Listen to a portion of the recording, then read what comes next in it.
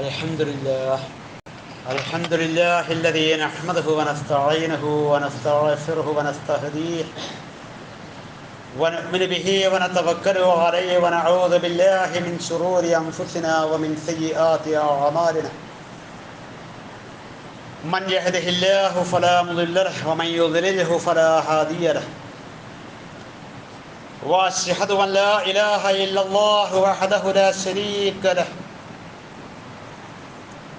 وأشهد أن محمدا عبده ورسوله أرسله بالهدى ودين الحق ليظهره على الدين كله ولو كره المشركون. اللهم صل على محمد وعلى آل محمد كما صليت على إبراهيم وعلى آل إبراهيم. اللهم بارك على محمد وعلى آل محمد كما باركت على إبراهيم وعلى آل إبراهيم إنك حميد مجيد. أيها الإخوان والأخوات، أوصيكم إياي أولا بنفسي بتقوى الله. وقد قال الله تعالى في القرآن المجيد: أعوذ بالله من الشيطان الرجيم. يا أيها الذين آمنوا اتقوا الله اتقوا الله حق تقاته ولا تموتن إلا وأنتم مسلمون. أما بعد، فإن خير الحديث كتاب الله، وخير الهدي هدي محمد صلى الله عليه وسلم، وشر الأمور محدثاتها وكل محدثة بدعة وكل بدعة ضلالة وكل ضلالة في النار. وقد قال الله تعالى في القرآن العزيز: أعوذ بالله من الشيطان الرجيم. بسم الله الرحمن الرحيم. ووصى بها إبراهيم بنيه ويعقوب يا بني إن الله اصطفى لكم الدين فلا تموتن إلا وأنتم مسلمون. സ്നേഹാദരവുകൾ നിറഞ്ഞ സഹോദരങ്ങളെ, സഹോദരിമാരെ, വിശ്വാസിനികളെ, അല്ലാഹു സുബ്ഹാനഹു വ തആല നാം ഓരോരുത്തരുടെയും ജീവിതത്തെ എപ്രകാരം അല്ലാഹുവിന് സമർപ്പിച്ചുകൊണ്ട് ജീവിതത്തിൻ്റെ എല്ലാ രംഗങ്ങളും യഥാർത്ഥ മുത്തക്കികളായി ജീവിക്കുവാൻ നാം ഓരോരുത്തരും കടപ്പെട്ടവരാണ് എന്ന് എപ്പോഴും ഓർമ്മിക്കുക. ജീവിതയാത്രയിൽ എപ്പോഴാണെന്നറിയാത്ത മരണത്തെക്കുറിച്ചുള്ള ഓർമ്മ ഏറ്റവും കൂടുതലായി നമുക്ക് ഓരോരുത്തർക്കും നിലനിർത്താൻ സാധിക്കുക. ഏതൊരു സന്ദർഭത്തിലാണോ ഞാനും നിങ്ങളും ആ മരണത്തിൻ്റെ വിളിക്ക് ഉത്തരം ചെയ്ത് തിരിച്ചു പോകുന്നത്, അതൊരു യഥാർത്ഥ മുസൽമാൻ്റെ മരണമാക്കി തീർക്കുവാനുള്ള പരിശ്രമം കൈക്കൊണ്ടുകൊണ്ട് എപ്പോഴും നമ്മൾ ജീവിക്കണമെന്ന് ആദ്യമായി സ്വന്തത്തോടും തുടർന്ന് നിങ്ങൾ ഓരോരുത്തരോടും വസിയ്യത്ത് ചെയ്യുകയാണ്, ഉപദേശിക്കുകയാണ്. മുസ്ലിങ്ങളായ നമ്മളെ സംബന്ധിച്ചിടത്തോളം പ്രവാചക ശൃംഖലയിൽ നിരവധി പ്രവാചകന്മാർ വന്നിട്ടുണ്ട് എന്നത് നമ്മുടെ വിശ്വാസത്തിൻ്റെ ഭാഗമാണ്. എന്നാൽ വിശുദ്ധ ഖുർആൻ 2 പ്രവാചകന്മാരെ നമ്മുടെ ആദർശത്തിൻ്റെ അടിസ്ഥാന ആണിക്കല്ലായും നമുക്ക് ഉത്തമമായ മാതൃകയുണ്ട് എന്ന് പ്രതിപാദിച്ചുകൊണ്ടും പരിചയപ്പെടുത്തിയ 2 പ്രവാചകന്മാരുണ്ട് എന്ന് നമുക്കറിയാം. വിശുദ്ധ ഖുർആനിലെ 22-ാമത്തെ അധ്യായം സൂറ അൽ ഹജ്ജ്, അതിൻ്റെ ഏറ്റവും അവസാനത്തെ വചനത്തിലും 60-ാമത്തെ അധ്യായം സൂറത്തുൽ മുംതഹിന, അതിൻ്റെ 4-ാമത്തെ വചനത്തിലും ഈ പറയപ്പെട്ടതായിട്ട് പഠിപ്പിക്കപ്പെട്ട ഒരു പ്രവാചകനാണ് ഇബ്രാഹിം നബി അലൈഹിസ്സലാത്തു വസ്സലാം. 22-ാമത്തെ അധ്യായത്തിൻ്റെ അവസാനത്തെ വചനത്തിൽ ഖുർആൻ അത് പറഞ്ഞു: മില്ലത അബീക്കും ഇബ്രാഹീമ, നിങ്ങളുടെ പിതാവായ ഇബ്രാഹിമിന്റെ ആദർശമാണ് എന്ന് ഖുർആൻ പരിചയപ്പെടുത്തി. 60-ാമത്തെ അധ്യായമാകുന്ന സൂറത്തുൽ മുംതഹിനയുടെ 4-ാമത്തെ വചനത്തിൽ ആ പ്രവാചകനിൽ, ആ ഇബ്രാഹിം എന്ന് പറയുന്ന പ്രവാചകനിലും അദ്ദേഹത്തിൽ വിശ്വസിച്ചവരിലും ഉസ്വത്തുൻ ഹസന, നിങ്ങൾക്ക് ഉത്തമമായ മാതൃകയുണ്ട് എന്നും പറഞ്ഞു. പിന്നെ പ്രതിപാദിപ്പിക്കപ്പെട്ട പ്രവാചകൻ നമുക്കറിയാവുന്നതുപോലെ നബിയുനാ സല്ലല്ലാഹു അലൈഹി വസല്ലമ മുഹമ്മദ് മുസ്തഫ സല്ലല്ലാഹു അലൈഹി വസല്ലമയാണ്. അപ്പോൾ ഇബ്രാഹിം നബി അലൈഹിസ്സലാത്തു വസ്സലാമയെ പ്രവാചക ശൃംഖലയിൽ നമ്മൾ ഷഹാദത്ത് വരിച്ച അല്ലെങ്കിൽ ഷഹാദത്ത് ചൊല്ലി അംഗീകരിച്ച മുഹമ്മദ് നബി സല്ലല്ലാഹു അലൈഹി വസല്ലമയെ പോലെ തന്നെ നമ്മുടെ ആദർശത്തിന്റെ പിതാവായിട്ട് ഖുർആൻ പരിചയപ്പെടുത്തിയ ഒരു പ്രവാചകനാണ്. നിങ്ങൾക്ക് ആ പ്രവാചകനിൽ ഉത്തമമായ ഉസ്വത്തുൻ ഹസന, നല്ല മാതൃകയുണ്ട് എന്ന് പരിചയപ്പെടുത്തിയ ഒരു പ്രവാചകൻ കൂടിയാണ്. ആ ഇബ്രാഹിം നബി അലൈഹിസ്സലാത്തു വസ്സലാമ അവിടുത്തെ ജീവിതത്തിൽ അനുവർത്തിച്ചിട്ടുള്ള ആദർശ രംഗത്ത്, വ്യക്തിപരമായ വിഷയത്തിലും കുടുംബപരമായ രംഗത്തും സാമൂഹികമായ തലത്തിലും 3 രംഗങ്ങളിൽ അദ്ദേഹത്തിന്റെ പ്രബോധന മേഖലകൾ നമുക്ക് കാണാൻ കഴിയും. ആ 3 രംഗങ്ങളിലും നമുക്ക് ഉത്തമമായ മാതൃകയുള്ള ഒരു പ്രവാചകനാണ് ഇബ്രാഹിം നബി അലൈഹിസ്സലാത്തു വസ്സലാം. അതുകൊണ്ട് വിശുദ്ധ ഖുർആൻ ആ പ്രവാചകനിലൂടെയാണ് ഒരു പക്ഷേ ആദർശ കുടുംബം എങ്ങനെയാകണം എന്ന വളരെ കൃത്യമായ പാഠം ഖുർആനിക ആയത്തുകളിലൂടെ നമ്മളെ പഠിപ്പിക്കുന്നത്. കഴിഞ്ഞ ആഴ്ചയിൽ 2-ാമത്തെ ഖുത്ബയിൽ നമ്മൾ സൂചിപ്പിച്ചു, നമ്മുടെ മക്കളുടെ വിദ്യാഭ്യാസവുമായി ബന്ധപ്പെട്ട്, വിജ്ഞാനവുമായി ബന്ധപ്പെട്ട് വർത്തമാനകാല ലോകത്തിന്റെ ചിത്രങ്ങളിൽ ആകുലതയിലായി നിൽക്കുന്ന അല്ലെങ്കിൽ ആശങ്കയിലായി നിൽക്കുന്ന മാതാപിതാക്കളെ സംബന്ധിച്ചിടത്തോളം അവിഷയകമായിട്ട് ഇസ്ലാമിന്റെ കാഴ്ചപ്പാടിന്റെ ഒരു ചെറിയ ഭാഗം ഞാൻ നിങ്ങളോട് 2-ാമത്തെ ഖുത്ബയിൽ സൂചിപ്പിച്ചിരുന്നു. സത്യത്തിൽ ഈ രംഗത്ത് നമുക്ക് പൂർണ്ണമായും അനുവർത്തിക്കാവുന്ന, പൂർണ്ണമായും നമ്മൾ മാതൃകയാക്കേണ്ട, മുഴുവനായി നമ്മൾ സ്വീകരിക്കാൻ വേണ്ടി ശ്രമിക്കേണ്ട ഒരു മാതൃക, ആ മാതൃക നിലകൊള്ളുന്ന ഒരു പ്രവാചകനാണ് ഹസ്രത്ത് ഇബ്രാഹിം നബി അലൈഹിസ്സലാത്തു വസ്സലാം. വിശുദ്ധ ഖുർആൻ അദ്ദേഹത്തിന്റെ മാനസികമായ തലം തൻ്റെ കുടുംബത്തോടുണ്ടായിരുന്ന, അതോടൊപ്പം തന്നെ മേഖല കർമ്മമണ്ഡലത്തിൽ തൻ്റെ കുടുംബത്തെ എങ്ങനെയാണ് ആദർശ വിഷയത്തിൽ പങ്കുചേർക്കേണ്ടത് എന്നത്, പിന്നീട് തൻ്റെ കാലശേഷം തൻ്റെ ഈ ആദർശത്തെ നെഞ്ചിലേറ്റിക്കൊണ്ട് സാമൂഹികമായ മണ്ഡലത്തിൽ എങ്ങനെയാണ് പ്രവർത്തിക്കേണ്ടത്, ഇത് 3 വളരെ കൃത്യമായി പഠിപ്പിച്ച ഒരു പ്രവാചകനാണ് ഇബ്രാഹിം നബി അലൈഹിസ്സലാത്തു വസ്സലാം. വിശുദ്ധ ഖുർആൻ 2-ാമത്തെ അധ്യായം സൂറ അൽ ബഖറയിലെ 124-ാമത്തെ വചനത്തിൽ മാനസികമായി അദ്ദേഹം തന്റെ കുടുംബത്തോട് എങ്ങനെ ചേർന്ന് നിന്നു എന്നതിന് ഒരു ഉദാഹരണം പറയുന്നുണ്ട്.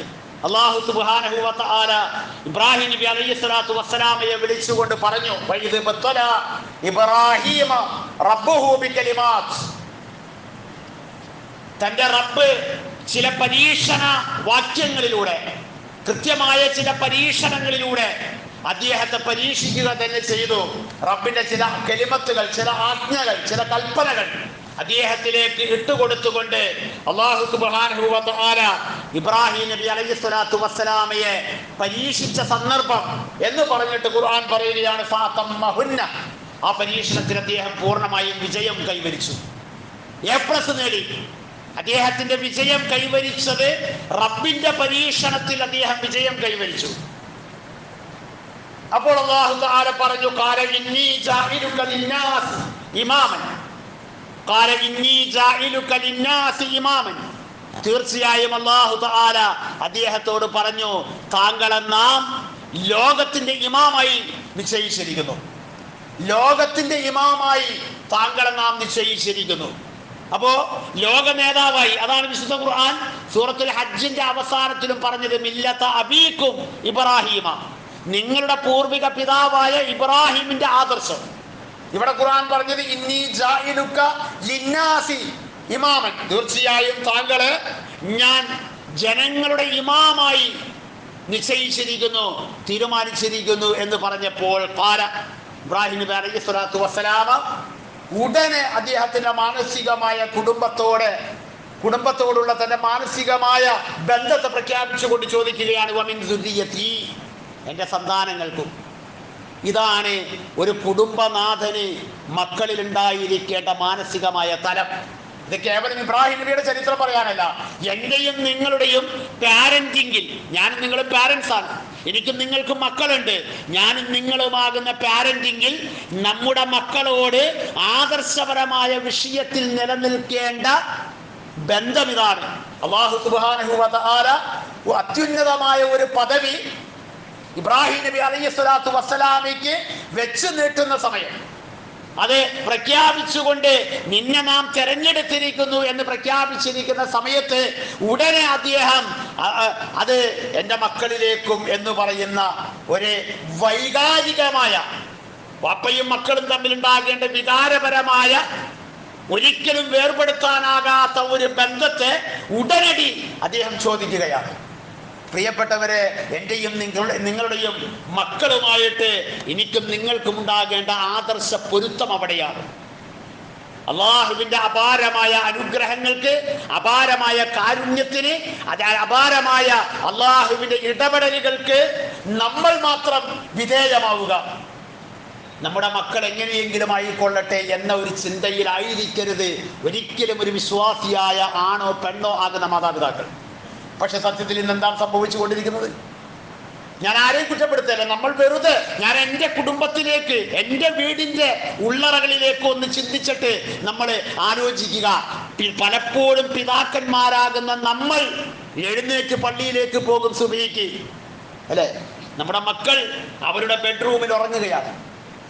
എൻ്റെ കുടുംബത്തിലുള്ള വിഷയമാണ് ഞാൻ പറയുന്നത്, എൻ്റെ സങ്കടമാണ് ഞാൻ പറയുന്നത്. നമ്മുടെ ഓരോരുത്തരുടെയും അല്ലെങ്കിൽ നമ്മളിൽ പലരുടെയും സങ്കടമാണ്.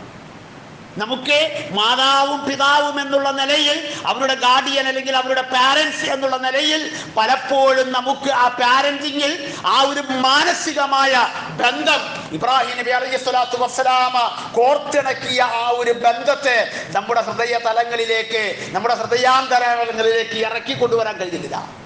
കാരണം പാരത്രികമായ ലോകത്തെക്കുറിച്ചുള്ള നമ്മുടെ ശരിയായ വിശ്വാസമില്ലായ്മ തന്നെ, അല്ലെ? പാരത്രികമായ നമ്മുടെ വീടിന്റെ ഏതെങ്കിലും ഒരു ഓരത്ത്, ഏതെങ്കിലും ഒരു ഭാഗത്ത് ഒരു ഷോർട്ട് സർക്യൂട്ട് ഉണ്ടായിട്ട് കത്തുപിടിച്ചാൽ ചവിട്ടിപ്പൊളിച്ച് മക്കൾ കിടക്കുന്ന മുറിയുടെ വാതിൽ ചവിട്ടിപ്പൊളിച്ച് മക്കളെ എടുത്ത് പുറത്തേക്ക് ഓടൂലേ? ഒരപകടം സംഭവിക്കുന്നു എന്ന് നമുക്ക് തോന്നുന്ന പക്ഷം നമ്മൾ ആദ്യം രക്ഷപ്പെടുത്താൻ വേണ്ടി ശ്രമിക്കുന്നത് ആരെയാ? നമ്മുടെ മക്കളെയാണ്, അല്ലേ? അവൻ സുഖമായിട്ട് അവിടെ ഉറങ്ങിക്കോട്ടെ എന്ന് നമ്മൾ വിചാരിക്കാറില്ല, അവൻ സുഖമായിട്ട് അവിടെ കിടന്നോട്ടെ എന്ന് വിചാരിക്കാറില്ല, അവളെ അലോസരപ്പെടുത്തണ്ടെന്ന് വിചാരിക്കാറില്ല. ആ അപകടത്തിൽ നിന്ന് നമ്മൾ കയ്യും മെയ്യും മറന്നുകൊണ്ട് നമ്മുടെ മക്കളെ രക്ഷപ്പെടുത്താൻ വേണ്ടി ഓടും. പക്ഷേ അള്ളാഹുവിന്റെ കത്തുന്ന നരകം അത് കത്തിക്കൊണ്ടിരിക്കുക, അല്ലെ? വിശുദ്ധ ഖുർആൻ 66-ാമത്തെ അധ്യായം സൂറത്തു തഹ്രീം അതിന്റെ 6-ാമത്തെ വചനത്തിൽ പറഞ്ഞില്ലേ, യാ അയ്യുഹല്ലദീന ആമനൂ ഖൂ അൻഫുസകും വഅഹ്ലീകും നാറ. അള്ളാഹുവിന്റെ കത്തുന്ന നരകാഗ്നിയിൽ നിന്ന് നിങ്ങളെയും നിങ്ങളുടെ കുടുംബത്തെയും നിങ്ങൾ രക്ഷപ്പെടുത്തണം കേട്ടോ എന്ന് ഖുർആൻ പറഞ്ഞു. പക്ഷേ ആ നരകത്തിയിൽ കടന്നെരിയാൻ പാകത്തിൽ നമ്മുടെ മക്കളെ നമ്മുടെ മക്കളുടെ ബെഡ്റൂമിൽ സുഖമായി ഉറക്കി കിടത്തിയിട്ട് പിതാവാകുന്ന നമ്മളെ ഏതോ സ്വർഗം ആഗ്രഹിച്ചുകൊണ്ട് നമ്മൾ പള്ളിയിലേക്ക് പോകാം. ഇതല്ല ഇബ്രാഹിം നബി അലൈഹിസ്സലാത്തു വസ്സലാമയുടെ പാരന്റിങ്. അദ്ദേഹം ഏതൊരു പദവിയാണ് അല്ലാഹു തആല അദ്ദേഹത്തിന് നൽകിയത്, ആ പദവി അദ്ദേഹത്തിന് ഇതാ പ്രഖ്യാപിക്കുന്ന സമയത്ത് വമിൻ ദുരിയത്തി, അല്ലാഹുവേ എൻ്റെ മക്കൾക്കും എൻ്റെ സന്താന തലമുറകൾക്കും. അല്ലാഹു തആല ഒരു ഉത്തരം പറഞ്ഞിട്ടുണ്ട്, ഖാല ലാ യനാലു അഹദുൽ ളാലിമീൻ. നിന്റെ മക്കളാണെങ്കിലും ശരി, അക്രമകാരിയായ ഒരാളിലേക്കും എൻ്റെ അഹദ്, ഞാൻ വെക്കുന്ന കരാറ്, ഞാൻ നൽകുന്നതായ പ്രത്യേകമായ സ്ഥാനമാനങ്ങൾ ഒരിക്കലും ഒരാൾക്കും പ്രാപിക്കാൻ സാധിക്കില്ല. അത് തലമുറകൾ കൊണ്ട് കൈമാറുന്നതല്ല, തങ്ങന്മാരെ കൊണ്ട് കൈമാറുന്നതല്ല, നബി കുടുംബം കൊണ്ട് കൈമാറുന്നതല്ല, പ്രവാചക കുടുംബം കൊണ്ട് കൈമാറുന്നതല്ല. അങ്ങനെയൊക്കെ ഒരുപാട് തെറ്റിദ്ധാരണകൾ നമ്മുടെ സമൂഹത്തിന് വളർത്തിയെടുത്തിട്ട് അതൊക്കെ ഐഹിക ലോകത്തിന്റെ മഹീഷത്തിന് വേണ്ടിയോ ഐഹിക ലോകത്തിന്റെ വിഭവങ്ങൾക്ക് വേണ്ടിയോ ഒക്കെ ചൂഷണം ചെയ്യുന്നവരുണ്ടാകാം. അല്ലാഹു തആല മഹാനായ ഇബ്രാഹിം നബി അലൈഹിസ്സലാത്തു വസ്സലാമയുടെ ചോദ്യത്തിന് അവിടെ കൃത്യമായി ഉത്തരം പറഞ്ഞു, ഒരിക്കലും കൊടുക്കൂല. ആരുടെ മക്കളായാലും ശരി, ജീവിതത്തിൽ അവരുടെ നിലപാടുകളും അവരുടെ വിശ്വാസ തലങ്ങളും അവരുടെ കർമ്മ മേഖലകളും അള്ളാഹുവിന്റെ പൊരുത്തത്തിലായിരിക്കുമ്പോൾ മാത്രം കിട്ടുന്ന ഇമാമിയത്തിന്റെ പദവി, അല്ലെ, ഇമാമിയത്തിന്റെ പദവി, അത്യുന്നതമായ നേതൃസ്ഥാനത്തിന്റെ പദവി, അത് ഇബ്രാഹിമിന്റെ മോനല്ലേ എന്ന് വിചാരിച്ചിട്ട് കൊടുക്കൂല. അവനിൽ ആ ക്വാളിറ്റി ഇല്ലെങ്കിൽ എന്ന് അല്ലാഹു തആല അവിടെ പറഞ്ഞിട്ടാണ് ആയത്ത് അവസാനിപ്പിച്ചത്. പ്രിയപ്പെട്ടവരെ, ഇതായിരുന്നു ഇബ്രാഹിം നബി അലൈഹിസ്സലാത്തു വസ്സലാമയുടെ മാനസികമായ തലം. 80ാമത്തെ വയസ്സിന് ശേഷമാണ് ഇബ്രാഹിം നബി അലൈഹിസ്സലാത്തു വസ്സലാമയ്ക്ക് ഒരു കുട്ടി ഉണ്ടായത് എന്ന് ബൈബിളിൽ പറയുന്നു. ഖുർആൻ ഒന്നും പറഞ്ഞിട്ടില്ല. ഖുർആൻ പറഞ്ഞത് അദ്ദേഹം അൽഹംദുലില്ലാഹില്ലദീ വഹബലി അലൽ കിബർ, ഏറെ പ്രായം ചെന്നതിന് ശേഷം, ഏറെ പ്രായമായതിനു ശേഷം, വാർദ്ധക്യത്തിൽ അള്ളാഹുവേ നീ എനിക്കൊരു കുട്ടിയെ തന്നില്ല, ദാനമായി, ഔദാര്യമായി. മക്കളെന്ന് പറയുന്നത് അള്ളാഹിന്റെ ഔദാര്യമാണ്, അള്ളാഹിന്റെ ദാനമാണ്. വഹബ അവന്റെ ഹിബത്താണ്, അവന്റെ ദാനമാണ്. നമ്മൾ ആരെയും കഴിവ് കൊണ്ടല്ല, നമ്മൾ ആരെയും തീരുമാനം കൊണ്ടല്ല, മറിച്ച് അള്ളാഹുവിന്റെ ദാനമാണ്. അതാണ് ഇബ്രാഹിം നബി അലൈഹിസ്സലാത്തു വസ്സലാം എടുത്തു പറഞ്ഞത്, അള്ളാഹുവേ നിനക്ക് സ്തുതി. ഒരു കുഞ്ഞിനെ നമ്മൾ കയ്യിലേക്ക് ഏറ്റുവാങ്ങുമ്പോൾ ഇസ്ലാമികമായിട്ട് പ്രമാണപരമായിട്ട് 2 സംഗതികളാണ് ഖുർആൻ പഠിപ്പിക്കുന്നത്. ഒന്ന്, ഇബ്രാഹിം നബി അലൈഹിസ്സലാത്തു വസ്സലാമയുടെ ഈ പ്രാർത്ഥനയാണ്, അൽഹംദുലില്ലാഹ്. നമ്മൾ സന്തോഷത്തിലാണ്, ശരിയാണ്, എല്ലാവരും. നമുക്കൊരു കുഞ്ഞ് ജനിച്ചു എന്ന് പറയുന്ന, നമുക്കൊരു കുട്ടി ഉണ്ടായി എന്ന് പറയുന്ന ആ വാർത്ത നമ്മളോട് വന്ന് പറയുന്ന ആ സന്ദർഭത്തിൽ നമ്മൾ സന്തോഷത്തിലാണ്. പക്ഷേ അള്ളാഹുവിനെ സ്തുതിച്ചുകൊണ്ട് വാങ്ങണം, അള്ളാഹുവിനെ സ്തുതി അർപ്പിച്ചുകൊണ്ട് വാങ്ങേണ്ടതാണ്. അതാണ് ഇബ്രാഹിം നബി അലൈഹിസ്സലാത്തു വസ്സലാമയുടെ ചര്യയായിക്കൊണ്ട് വിശുദ്ധ ഖുർആൻ 14-ാമത്തെ അധ്യായം സൂറ അൽ ഇബ്രാഹിം അതിന്റെ 39-ാമത്തെ വചനത്തിൽ പറഞ്ഞത്, അല്ലാഹുവേ ഇസ്മാഈലിനെയും ഇസ്ഹാഖിനെയും നീ എനിക്ക് ദാനമായി നൽകിയതിൽ നിന്നോട് ഒരുപാട് നന്ദിയുണ്ട്, നിനക്ക് ഒരുപാട് ഹംദുണ്ട് റബ്ബേ എന്ന് പറഞ്ഞിട്ട്, ഇന്ന റബ്ബീ ലസമീഉദ് ദുആ, തീർച്ചയായും എൻ്റെ റബ്ബ്, എൻ്റെ നാഥൻ എൻ്റെ പ്രാർത്ഥന കേൾക്കുന്നവൻ തന്നെയാണ് എന്ന് പറഞ്ഞുകൊണ്ടാണ് ആ മക്കളെ ഇബ്രാഹിം നബി അലൈഹിസ്സലാത്തു വസ്സലാമ വാങ്ങിയത്. കൂട്ടത്തിൽ പറയട്ടെ, രണ്ടാമതൊരു വാങ്ങിയത് ഖുർആൻ പറയുന്നുണ്ട്.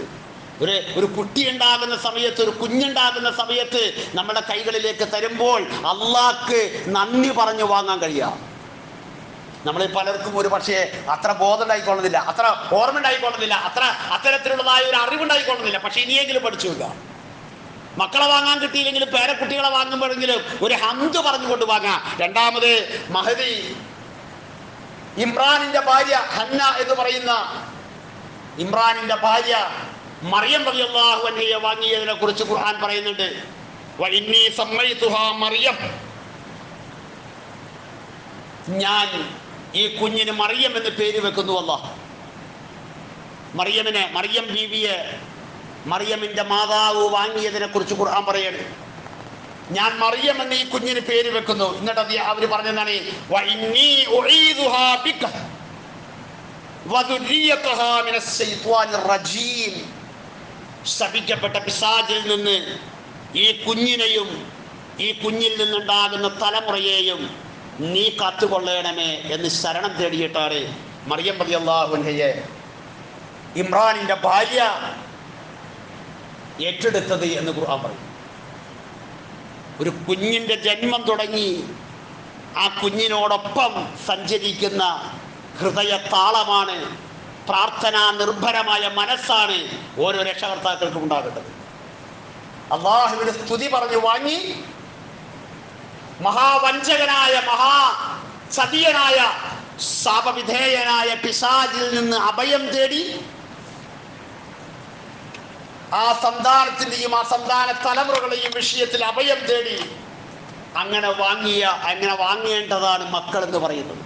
അത്ര അനുഗ്രഹത്തിന്റെ, അത്ര അനുഗ്രഹീതമായ, ഇന്നമാ അംവാലുക്കും വഔലാദുക്കും ഫിത്ന വല്ലാഹു ഇൻദഹു അജ്റുൻ അളീം, വിശുദ്ധ ഖുർആൻ 2 സ്ഥലങ്ങളിൽ ആവർത്തിച്ചതാണ്. സൂറത്തുൽ അൻഫാലിലും സൂറത്തുൽ തആബുലിലും നമുക്ക് ഈ ആയത്തിനെ കാണാൻ കഴിയും. ഇന്നമാ അംവാലുക്കും വഔലാദുക്കും ഫിത്ന, നിങ്ങളുടെ കൈകളിലേക്ക് ഏൽപ്പിക്കുന്ന സമ്പത്തും സന്താനങ്ങളും വലിയ പരീക്ഷണമാണ് കേട്ടോ. ഒറ്റക്ക് നമുക്ക് സ്വർഗത്തിലേക്ക് ഓടിപ്പോകാൻ വിചാരിക്കരുത്. വേഗത്തിൽ അങ്ങോട്ട്, എളുപ്പത്തിൽ അങ്ങോട്ട് ഗ്രഹനാഥന്മാർക്ക്, വപ്പമാർക്ക്, പിതാക്കന്മാർക്ക്, ഉമ്മമാർക്ക് സ്വർഗത്തിലേക്ക് ഓടിപ്പോകാമെന്ന് വിചാരിക്കരുത്. ആ വിചാരണയുടെ നാളിൽ നിങ്ങളുടെ മുന്നിൽ വന്നു നിൽക്കുന്ന നിങ്ങളുടെ സന്താനങ്ങളുണ്ട്, മക്കളുണ്ട്. ആ മക്കൾ അവർ വിശ്വാസികളായി കൊണ്ട് നിങ്ങളോടൊപ്പം ഈ ആദർശത്തിൽ നിങ്ങളുടെ കൂടെയില്ല എങ്കിൽ നിഷേധികളായിട്ടാണ്. പുതിയ പുതിയ ട്രെൻഡുകൾ ക്യാമ്പസുകളിൽ നടക്കുകയാണ്. പുതിയ പുതിയ ട്രെൻഡുകൾ കലാലയങ്ങളിൽ. ക്യാമ്പസുകൾ എന്ന് പറയുമ്പോൾ കോളേജുകളിലേക്ക് പോകണ്ട, ഞങ്ങളൊക്കെ പഠിപ്പിക്കുന്ന ഹയർ സെക്കൻഡറി സ്കൂൾ തലം വരെ പുതിയ പുതിയ ട്രെൻഡുകളാണ്.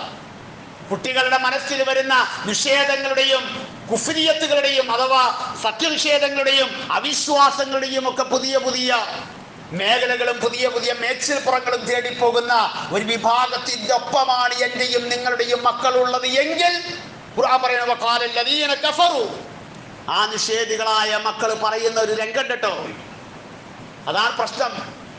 അതിനെക്കുറിച്ചുള്ള കൃത്യമായ ഓർമ്മയും ധാരണയും വിശ്വാസത്തിന്റെ ദാർഢ്യതയും എനിക്കും നിങ്ങൾക്കും എന്റെയും നിങ്ങളുടെയും മനസ്സിന്റെ ഉള്ളറകളിൽ ഉണ്ടാകുമ്പോഴാണ് മക്കളെ നമ്മൾ കൂടെ കൊണ്ടു നടക്കുക.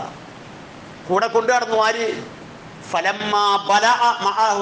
എന്ന ഖുർആൻ ഉപയോഗിച്ചത് ഇബ്രാഹിം നബി ഇസ്മായിൽ നബിയെയും കൊണ്ട് നടത്തുക. നടക്കാൻ പ്രായമായപ്പോൾ കൂടെ കൊണ്ടു നടന്നു. അങ്ങനെ മുഫസ്സിറുകളിൽ ചിലരർത്ഥം പറഞ്ഞു ഫലമ്മാ ബലഗ മഅഹു, ആ പിതാവിന്റെ ഒപ്പം എത്തിയപ്പോൾ അസ്സഈ, നടക്കാൻ അല്ല അധ്വാനിക്കാൻ, പ്രയത്നിക്കാൻ എന്നർത്ഥം പറഞ്ഞവരുണ്ട്. എന്തെങ്കിലുമൊക്കെ ഒരു കല്ലെടുത്ത് തരാൻ ഉള്ള പ്രായമായപ്പോൾ വഇദ് യർഫഉ ഇബ്രാഹീമുൽ ഖവാഇദ മിനൽ ബൈത്തി വഇസ്മാഈൽ, ഖുർആൻ എന്താ പറഞ്ഞത്? വഇദ് യർഫഉ ഇബ്രാഹീമുൽ ഖവാഇദ, ആ കഅബയെ അതിന്റെ അസ്തിവാരത്തിൽ നിന്ന് പടുത്തുയർത്തണമെന്ന് ഇബ്രാഹിമിനോട് നാം പറഞ്ഞ സന്ദർഭം. ആരുണ്ട് കൂടെ? വഇസ്മാഈൽ. ആരുണ്ട് കൂടെ? ആ കല്ലെടുത്ത് കൊടുക്കാൻ കൊച്ചിസ്മായിൽ ഉണ്ട്. അതാണ് ഫലമ്മാ ബലഅ മഅഹു സഈ എന്ന് ഖുർആൻ പറഞ്ഞത്. കൂടെ കൊണ്ട് നടക്കാൻ പ്രായമായപ്പോൾ, കൂടെ എന്തെങ്കിലും ഒരു സഹായം ചെയ്തു തരാനുള്ള ഒരു പ്രായമായപ്പോൾ മുതൽ ഇബ്രാഹിം നബി ഇസ്മായിൽ നബിയുടെ കയ്യും പിടിച്ചു കൊണ്ടുനടക്കരുത്. നമ്മളെ കൂടെ ഉണ്ടോ മക്കള്? നമ്മളെ കൂടെ നമ്മുടെ മക്കളുണ്ടോ? വെറുതെ ഒന്ന് ആലോചിക്കുന്നത് നല്ലതാ. വെറുതെ ഒന്ന് ആലോചിക്കുക. ഞാനതിനാണ് ഒരു സെക്കൻഡ് സമയം ഇങ്ങനെ തന്നത്. വെറുതെ ഒന്ന് ആലോചിക്കുക. ഇല്ലെങ്കിലോ വഖാലല്ലദീന കഫറു, അല്ലാഹു പറയാ എന്താ കുഴപ്പം, എന്താ തകരാറ്? ഇല്ലെങ്കിലോ നിഷേധികളായിട്ടാണ്, നിഷേധികളുടെ കൂട്ടത്തിലാണവർ, നിഷേധികളുടെ ഒപ്പമാണവർ, നിഷേധത്തരത്തിന്റെ ചുവടുവെപ്പുകളിലാണവർ എങ്കിൽ റബ്ബന അരിനല്ലദീന അളല്ലാന മിനൽ ജിന്നി വൽ ഇൻസ്, അള്ളാന്റെ മുമ്പിൽ വന്നു നിന്നിട്ട് അവർ പറയുന്ന ഒരു വർത്താനുണ്ട്. അല്ലാഹ്, ഇക്കാണുന്ന എന്റെ പാപ്പിലെ, ഇക്കാണുന്ന എന്റെ ഉമ്മില്, ഈ മനുഷ്യന്മാരിൽപ്പെട്ട ഇവരും പിന്നെ കുറെ ജിന്നു വർഗത്തിൽപ്പെട്ട ആളുകളും കൂടി ഞങ്ങളെ പഴപ്പിച്ച് കളഞ്ഞു. ഞങ്ങളെ കൂടെ കൊണ്ടു നടക്കേണ്ടവർ ഇവരായിരുന്നു, ഞങ്ങളെ കൈ പിടിക്കേണ്ടവർ ഇവരായിരുന്നു, ഞങ്ങളെ വിളിച്ചുണർത്തേണ്ടവർ ഇവരായിരുന്നു, ഞങ്ങൾക്ക് കൃത്യമായിട്ട് ഈ വഴിത്താര കാണിച്ചു ഇവരായിരുന്നു. ഇവരങ്ങനെ കാണിച്ചു തന്നില്ല, അങ്ങനെ ഞങ്ങളെ പിഴപ്പിച്ചു കളഞ്ഞു. ഞങ്ങളെ ശരിയായ വഴിയിലൂടെ അവരെ കൊണ്ടു നടന്നില്ല. അതുകൊണ്ട് ഈ മാതാപിതാക്കളെ ഞങ്ങളുടെ കാലിന്റെ അടിയിലേക്ക് ഇട്ടുക, ഞങ്ങൾ അവരെ ഒന്ന് ചവിട്ടി മതിക്കട്ടെ, ഞങ്ങൾ അവരെ ഒന്ന് ചവിട്ടി മതിക്കട്ടെ. 30, 35, 40 ഒക്കെ ലക്ഷം രൂപ കൊടുത്തിട്ടാണ് ഓരോ മക്കളുടെയും വിദ്യാഭ്യാസത്തിന് വേണ്ടി രക്ഷകർത്താക്കളെ പറഞ്ഞയച്ചുകൊണ്ടിരിക്കുന്നത്. ബാംഗ്ലൂർ മുതൽ അങ്ങനെ പോയിക്കൊണ്ടിരിക്കുന്ന, നാളെ നമുക്ക് പെരുമ പറയാൻ, നാളെ നമുക്ക് തക്കാസുര്യത്തിന്റെ വർത്തമാനം പറയാൻ, അങ്ങനെ പറഞ്ഞ് നമ്മുടെ ഓരോരുത്തരുടെയും കബറിടം സന്ദർശിക്കുന്നത് വരെ പറഞ്ഞുകൊണ്ടിരിക്കുന്ന ഈ വർത്താനില്ലേ, ഈ വർത്തമാനം പറഞ്ഞ് നമ്മളെ ലക്ഷക്കണക്കിന് രൂപയോ കോടികൾ വരെയോ ചെലവാക്കി പഠിപ്പിച്ചു കൊണ്ടിരിക്കുന്ന ഈ മക്കളെ നാളെ അള്ളാന്റെ കോടതിയിൽ വരുമ്പോ പറയുന്ന ഒരു വർത്തമാനം,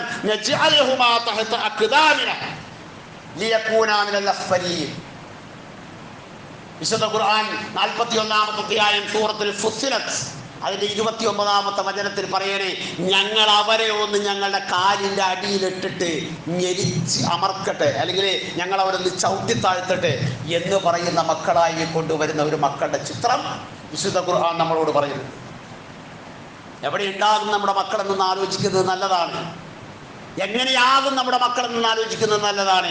രണ്ട് തലത്തിലാണ് പലപ്പോഴും നമ്മുടെയൊക്കെ കുടുംബങ്ങളിൽ സന്താനങ്ങളുടെ അവസ്ഥകൾ കണ്ടുകൊണ്ടിരിക്കുന്നത്. ഒന്നുകിൽ ഒട്ടുമേ ദീനില്ലാത്തൊരവസ്ഥയിൽ ജീവിച്ചു കൊണ്ടിരിക്കുന്ന മക്കൾ, ദീനുമായിട്ട് ഒരു ബന്ധവുമില്ലാത്ത, ദീനുമായിട്ട് യാതൊരു വിധത്തിലുമുള്ള ബന്ധമില്ലാത്ത വിധത്തിൽ ജീവിച്ചു കൊണ്ടിരിക്കുന്ന മക്കൾ, ആൺകുട്ടികളും പെൺകുട്ടികളും. എങ്ങനെയാണ് അവർക്ക് ഇസ്ലാം വെച്ചിട്ടുള്ള അതിർവരമ്പുകളും ഇസ്ലാം വെച്ചിട്ടുള്ളതായിട്ടുള്ള അടിസ്ഥാനപരമായ സംഗതികളും ഒന്നും ശ്രദ്ധിക്കാതെ അങ്ങനെ കാലത്തിനനുസരിച്ച് ഒഴുകിക്കൊണ്ടിരിക്കുന്ന മക്കളായി നമ്മുടെ മക്കളിൽ പലരും മുന്നോട്ട് പോയിക്കൊണ്ടിരിക്കും.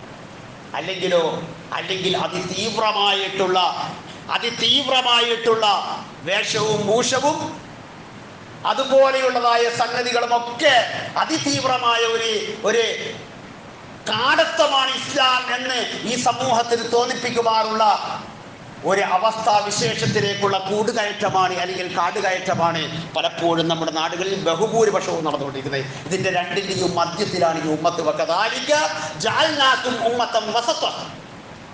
ഇതിന്റെ രണ്ടിന്റെയും മധ്യത്തിലാണ് ഈ ഉമ്മത്ത് എന്ന് തിരിച്ചറിയാതെ പോയിക്കൊണ്ടിരിക്കുന്നത്.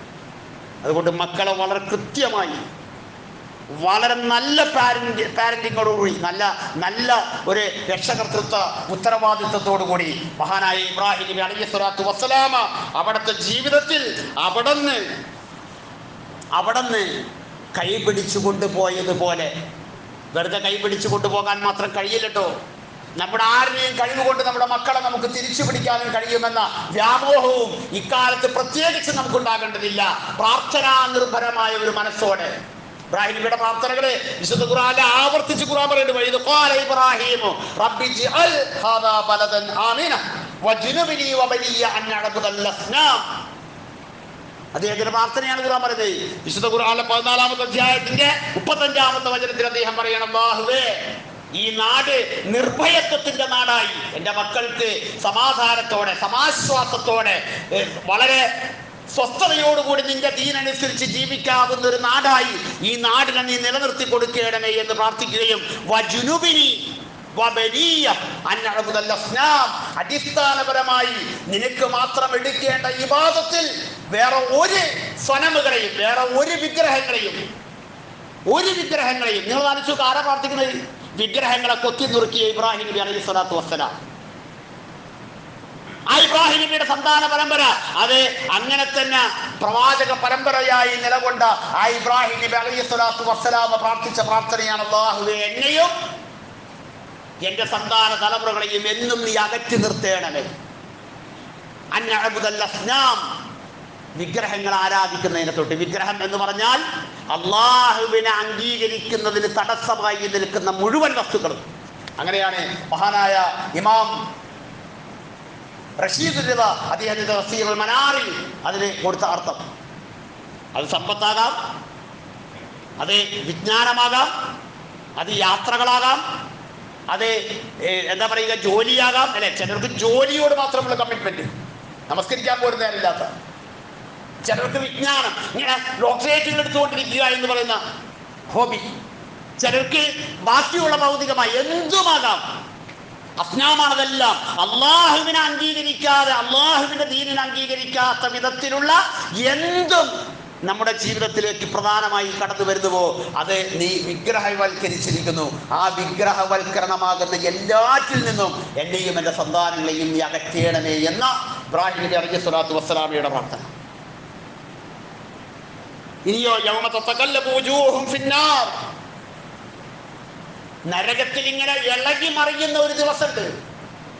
നരകത്തിൽ ഇങ്ങനെ മറിച്ചിടുന്ന ഒരു ദിവസം. അങ്ങനെ കൂടാൻ പറയുന്നത് തതകല്ലബു, ഇങ്ങനെ എടുത്ത് അങ്ങോട്ടും ഇങ്ങോട്ടും എറിയുന്ന ഒരു ദിവസമുണ്ട്. ആ ദിവസത്തിൽ യഖൂലൂന, ഒരു കൂട്ടം ആളുകൾ പറയും. ആരാണവര്?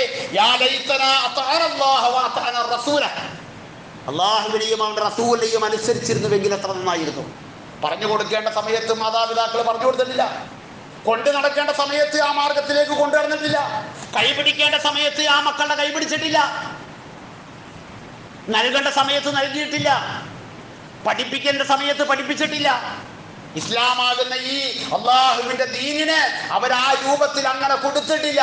അള്ളാഹ് പറയണേ, അങ്ങനെ നരകത്തിൽ കിടന്ന് ഇളകി മറിയുന്ന ഒരു ദിവസം അവർ പറഞ്ഞു പോകണ അള്ളാഹുവിനെ അനുസരിച്ചിരുന്നുവെങ്കിൽ, റസൂല, അള്ളാഹുവിന്റെ ദൂതനെ അനുസരിച്ചിരുന്നുവെങ്കിൽ ഒരു രക്ഷിത. വെറും വിലാപമായി ബാക്കിയാകുന്ന ചില വിലാപങ്ങളെ കുറിച്ചുള്ള ഖുർആനിന്റെ മുന്നറിയിപ്പുകളാണ്. വഖാലു, ആ ആളുകൾ വീണ്ടും, ആ മക്കൾ വീണ്ടും പറയുകയാണ്, റബ്ബനാ ഇന്നാ അത്അനാ സാദാതന വകുബറാഅന, തീർച്ചയായും ഫഅലല്ലൂനാ സബീല. എത്രയോ നേതാക്കന്മാര് അല്ലെ, വലിയ വലിയ നേതാക്കന്മാര് നമ്മുടെ ഹീറോ ആണ്, വലിയ വലിയ കഥാപാത്രങ്ങൾ നമ്മളെ ഹീറോണ്. ഇങ്ങനെയുള്ള ഹീറോസിനെ കൊണ്ടു നടന്നു, ഇങ്ങനെയുള്ള കഥാപാത്രങ്ങളെ കൊണ്ടു നടന്നു, ഇങ്ങനെയുള്ള വലിയ വലിയ നേതാക്കന്മാരും വലിയ വലിയ കുബരായിങ്ങൾ എന്ന് പറഞ്ഞാല് വലിയ സാദാത്യങ്ങളാകുന്ന നേതാക്കന്മാരും വലിയ താരപരിവേഷമുള്ള ആളുകളെയും ഒക്കെ ഞങ്ങൾ അനുസരിക്കുകയും അവര് ഞങ്ങളെ യഥാർത്ഥമായ വഴിയിൽ നിന്ന് തെറ്റിച്ചു കളയുകയും ചെയ്തല്ലോ എന്ന വിലാപത്തിന്റെ ആളുകളെ കുറിച്ച് വിശുദ്ധ ഖുർആൻ 33-ാമത്തെ അധ്യായം സൂറ അൽ അഹ്സാബിന്റെ അവസാന ഭാഗത്ത് പറയുന്നുണ്ട്. 62-ാമത്തെയും 63-ാമത്തെയും ആയത്തിൽ പറയുന്നുണ്ട്. ഇതൊക്കെ ഈ പറയുന്നവരുടെ ഒക്കെ കൂട്ടത്തിൽ നമ്മുടെ മക്കളുണ്ട്. ഈ വിലാപത്തിന്റെ ഒക്കെ വിലാപ കാവ്യം എഴുതാൻ നമ്മുടെ മക്കളുണ്ട്. കാരണം നമ്മുടെ മക്കളുടെ റോൾ മോഡലുകള്, നമ്മുടെ മക്കളുടെ മാതൃകകള്, നമ്മുടെ മക്കളുടെ ഹരം, നമ്മുടെ മക്കളുടെ ഇഷ്ടം, ഇങ്ങനെ പോകുന്ന പലതും ഇതുപോലെയുള്ള നേതാക്കന്മാരും ഇതുപോലെയുള്ളതായിട്ടുള്ള വലിയ വലിയ ഹീറോസുമാണ്. നാളെ പരലോകത്ത് വന്നിട്ട് ഇതെല്ലാം തിരിച്ചു പറയുന്ന ഒരു രംഗത്തെക്കുറിച്ച് ഖുർആൻ മുന്നറിയിപ്പ് നൽകുന്നുണ്ട്. ഇതൊക്കെ കണ്ടിട്ടും രക്ഷകർത്താക്കളാകുന്ന നമുക്ക് നമ്മുടെ സന്താനങ്ങളെ നമ്മളെ കൂടെ കൂട്ടണം, നമ്മുടെ കൈ പിടിച്ചു കൊണ്ട് നടക്കണം. ആദർശ രംഗത്ത് നിന്ന് അവർ പോകാതെ, വഴുതി മാറാതെ അവരെയും കൊണ്ട് പോകണം എന്ന ഒരു ചിന്തയിലേക്ക് നമുക്ക് പോകാൻ കഴിയുന്നില്ലെങ്കിൽ, അങ്ങനത്തെ ഒരു കരളുരുകിയിട്ടുള്ള പ്രാർത്ഥനകളിലേക്ക് നമുക്ക് പോകാൻ കഴിയുന്നില്ല എങ്കിൽ എന്ത് സ്നേഹമാണ് പ്രിയപ്പെട്ടവരെ നമ്മുടെ മക്കളോട് നമുക്കുള്ളത്? എന്ത് ഉത്തരവാദിത്വമാണ് നമ്മുടെ മക്കളിലോട് നമ്മൾ നിർവഹിച്ചു എന്ന് നാളെ അല്ലാഹുവിന്റെ കോടതിയിൽ പറയാൻ കഴിയുക? അതുകൊണ്ട് നമ്മൾ നന്നായി ആലോചിക്കുക. നമ്മൾ ലക്ഷങ്ങൾ മുടക്കിയും ഒരുപാട് കഷ്ടപ്പെട്ടും ഒരുപാട് പ്രയാസപ്പെട്ടും ഈ ഭൗതികമായ ലോകത്തിൽ നമ്മുടെ മക്കൾക്ക് വേണ്ടി നമ്മൾ ചെയ്യാൻ വേണ്ടി ശ്രമിക്കുന്ന, നമ്മുടെ മക്കൾക്ക് വേണ്ടി നമ്മൾ ഒരുക്കി കൊടുക്കുന്ന ഈ ഒരുക്കി കൊടുക്കലുകൾക്കൊക്കെ അപ്പുറം വരാനിരിക്കുന്ന ഒരു ശാശ്വതമായ ലോകത്തിലേക്കുള്ള യാത്രയിലാണ് നമ്മളെന്ന തിരിച്ചറിവ്, ആ ഒരു വിശ്വാസത്തിൻ്റെ തലം കൃത്യമായി നമ്മുടെ ഹൃദയത്തിലേക്ക് ചേർത്ത് വെച്ചാൽ മാത്രമേ ഈ മക്കളോടൊപ്പം നമുക്ക് സഞ്ചരിക്കാൻ കഴിയൂ. അങ്ങനെ സഞ്ചരിക്കാനുള്ള മഹാസൗഭാഗ്യവും അതിൽ പൂർണ്ണമായി വിജയം വരിക്കാനുള്ള മഹാസൗഭാഗ്യവും സർവാധിനാഥനായ തമ്പുരാൻ നമുക്ക് എല്ലാവർക്കും നൽകുമാറാകട്ടെ. ആത്മാർത്ഥമായും നമ്മുടെ മക്കൾ നമുക്ക് വലിയ ഒരു മുതൽക്കൂട്ടായി നമ്മുടെ ജീവിതത്തിലും ജീവിതാനന്തര മരണത്തിന് ശേഷവും ആ മക്കളുടെ പ്രാർത്ഥനകളും അവരുടെ പ്രവർത്തനങ്ങളും ഒക്കെ വലിയൊരു മുതൽക്കൂട്ടായി അല്ലാഹു സുബ്ഹാനഹു വ തആല നമുക്ക് എല്ലാവർക്കും കൊണ്ടെത്തിച്ചു തരികയും ചെയ്യുമാറാകട്ടെ.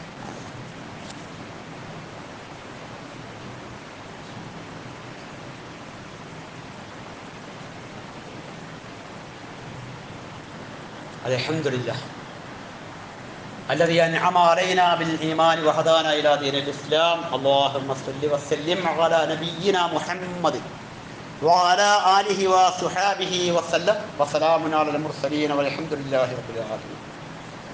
സ്നേഹാദരവുകൾ നിറഞ്ഞ സഹോദരങ്ങളെ സഹോദരിമാരെ, ഒരിക്കൽ കൂടി അല്ലാഹുവിനെ സൂക്ഷിക്കേണ്ട പുറപ്രകാരം സൂക്ഷിച്ച് ജീവിതത്തിൻ്റെ എല്ലാ മേഖലകളിലും നമ്മളെ ഏൽപ്പിച്ചിരിക്കുന്ന ഉത്തരവാദിത്തങ്ങൾ കൃത്യമായി ശ്രദ്ധിച്ച് അത് നിറവേറ്റി അള്ളാഹുവിന് പൊരുത്തമുള്ള ഒരു ജീവിതവും അള്ളാഹുവിൻ്റെ പൂർണ്ണമായ സംതൃപ്തിയിലുള്ള ഒരു മരണവും കണ്ടുമുട്ടാനുള്ള പരിശ്രമം നമ്മൾ ഓരോരുത്തരും കൈക്കൊള്ളണമെന്ന് ആദ്യമായി സ്വന്തത്തോടും തുടർന്ന് നിങ്ങൾ ഓരോരുത്തരോടും വസിയ്യത്ത് ചെയ്യുന്നു, ഉപദേശിക്കുന്നു.